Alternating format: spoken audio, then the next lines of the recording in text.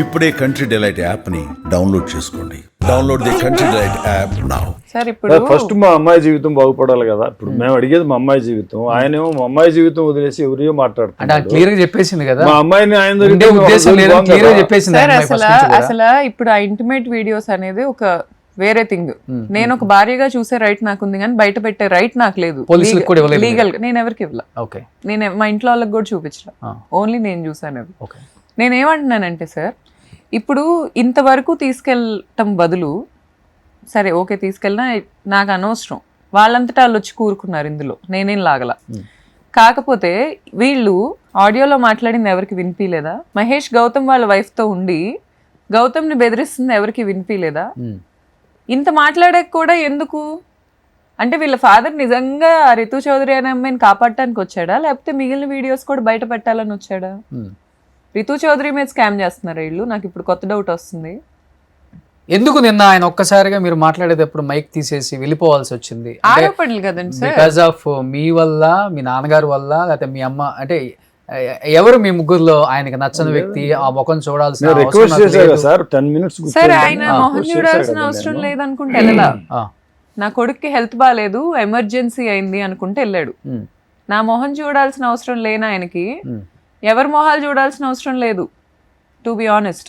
And more over జనవరిలో మేము ఇద్దరం సెపరేట్ అయితే ఈ రోజు వరకు ఆ పెద్ద మనిషి గారు ఏ రోజు స్టాండ్ తీసుకోవాలా. ఓకే, రితు చౌదరి వీడియోస్ బయటికి రాగానే వచ్చేసారు ఆయన బయటికి. ఈ రోజు వరకు తండ్రి కొడుకులు బయటికి రాలా. మీరు కూడా ఆయన వెళ్ళిపోయేటప్పుడు ఒక మాట అన్నారు, రీతిని కూర్చోబెడతా వచ్చి కూర్చోబెడతాడేమో అని. నా నమ్మకం సార్ అది, నా నమ్మకం. ఇప్పుడు నేనేముంది సార్, నన్ను పీల్ చేశారు కంప్లీట్ గా, నా దగ్గర ఉన్నదంతా వాడేసుకున్నారు. మరి ఆ అమ్మాయి దగ్గర నన్ను వాడుకోలేమో నాకు తెలీదు. ఆ అమ్మాయి ఎలాంటిదో తెలియకుండా నేను మాట్లాడదలుచుకోవట్లా. I never had personal encounter with her. Okay, కానీ వాళ్ళ అమ్మ ఏడుస్తుందని నేను ధర్మ మాట్లాడాడు ఫోన్లో. సరే అతనికి మా అమ్మ ఏడ్చిన రోజు ఏ రోజు కనపల్లా. ఓకే, నేను తన కొడుకు డ్రామా ఆడుతున్నాడు ఇప్పుడు, బిడ్డ డ్రామా.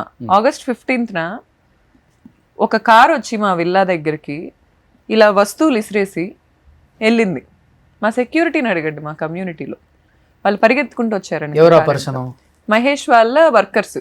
ఓకే, బిడ్డకి ఒక బొమ్మ చుట్టూ, ఈ బెడ్కి చుట్టూ పెట్టుకునే రైలింగ్ ఒకటి ఉంటుంది. నేను ఒక్కదాన్ని పడుకునేదాన్ని జగద్వాజతో. ఎప్పుడు వాళ్ళ కమ్యూనిటీలో రితు అను ఇతనున్న ఫ్లాట్లో ఉన్నప్పుడు ఒక్కదాన్ని పడుకున్నప్పుడు ఏమయ్యేదంటే పక్కకు పడిపోతాడేమో అని రైలింగ్ వేయించుకున్నా. మహేష్ మాతో పడుకునేవాడు కాదు అసలు. బిడ్డ అంటే డిస్టర్బెన్స్ అతనికి, పడుకునేవాడు కాదు. అదే బిడ్డ కోసం ఈ రోజు పాపం సెలైన్లు పెట్టించుకొని అదే అంత బాధ ఉన్నప్పుడు సార్, ఇప్పుడు రితు చౌదరి విషయం రాగానే కొడుక్కి బాధేసిందని తండ్రి వచ్చేసాడు. మనవడి కోసం ఏ రోజు రాలేదే. మనవడిని ఎత్తుకొని ఒక ఫోటో చూపించమనండి మీడియా వాళ్ళని.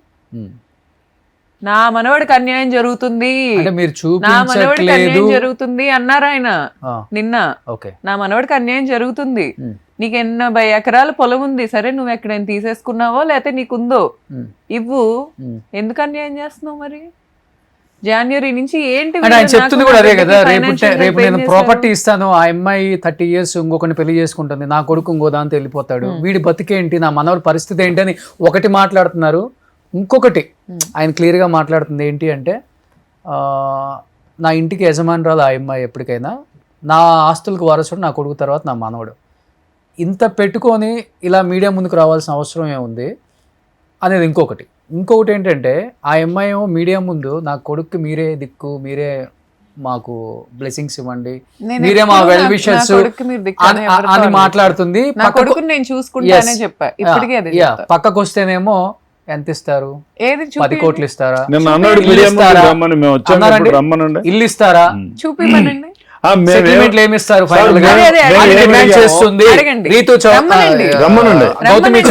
రమ్మనండి. నేను అడిగానా నిజంగా అతనికి ఎవరంటే ప్రేమో నాకు అర్థం కావట్లా. అతని మీదే అతను అంటే ప్రేమేమో, అతని మీద ఒట్టేసుకొని చెప్పమనండి. నేను అడిగానా? మీరేం ఎక్స్పెక్ట్ చేయట్లేదు సార్? అడిగితే భయం ఏంటి సార్? ఓకే సార్, నేను అడగాలనుకుంటే నేను అడగలేదు. ఓకే, 100% అడగలా. ఓకే సార్, జిస్మత్ అనే దాని మీద మేమిద్దరం సంపాదించుకున్న గుంటూరులో ఒక బిల్డింగ్ ధర్మ మహేష్ కొన్నాడు. అది జిస్మత్ నుంచి వచ్చిన ఇన్కమ్. అది నా బిడ్డకి ఇస్తారంట. వీళ్ళు చారిటీ చేస్తున్నారా? నేను అడుగుతున్న క్వశ్చన్ ఏంటంటే, తండ్రి కొడుకులు చారిటీ చేస్తున్నారా హైదరాబాద్ వచ్చి? వాడికి వారసత్వం కావాలి, వారసత్వంగా మేము వాడిని తీసుకుంటాం అంటున్నప్పుడు వారసత్వంగా ప్రాపర్టీ రైట్స్ ఇవ్వండి. ఓకే. నేను అంటుంది ఏంటంటే నన్ను వదిలేయండి, నేను చూస్ చేసుకున్న పెంటిది, నన్ను అన్యాయం చేశారు, చేసుకోండి, నేను మళ్ళీ ఎదురొస్తా. కానీ నా బిడ్డ, వాడికి ఏం తెలీదు, వాడు ఇప్పుడేం మాట్లాడలేడు.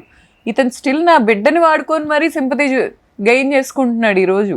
నా బిడ్డ మాట్లాడే వయసు కాదు, రేపు మాట్లాడే వయసు వచ్చినప్పుడు ఇప్పుడు తన వైపు పోరాటం చేయగలిగింది నేను ఒక్కదాన్నే. నా బిడ్డ రైట్స్ అడిగే దాన్ని నేను ఒక్కదాన్నే. ఈయన కూర్చొని అడుగుతున్నప్పుడు మీడియా వాళ్ళు ఎందుకు అడగరు? ఎందుకు అన్యాయం అవుతున్నాడు సార్? మీ మనోడు జనవరి నుంచి ఏం ఫైనాన్షియల్ హెల్ప్ చేశారు మీరు? అడగండి.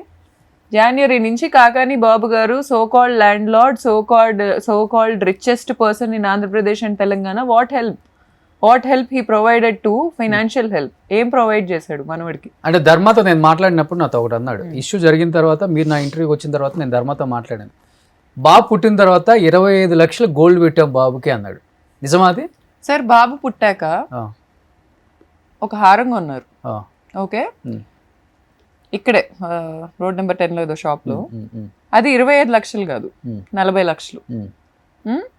గోల్డ్ బిస్కెట్ ఇచ్చారు ఉయ్యాల ఫంక్షన్ అప్పుడు ఒకటి బిడ్డకి. ఇంకొకసారి ఒక గోల్డ్ బిస్కెట్ ఇచ్చారు. ఇవి వాళ్ళు ఇచ్చినాయి బిడ్డకి. అవి నా దగ్గరే ఉన్నాయి, అవి నేను బిడ్డకే ఇస్తా. అది నేను తీసుకెళ్లి ధర్మాకి ఇచ్చేంత అమాయకురాలని కాదు, వాళ్ళ అమ్మకి ఇచ్చేంత అమాయకురాలు అంతకంటే కాదు. లేదు బిడ్డకు ఒక లాకర్ ఓపెన్ చేస్తారా?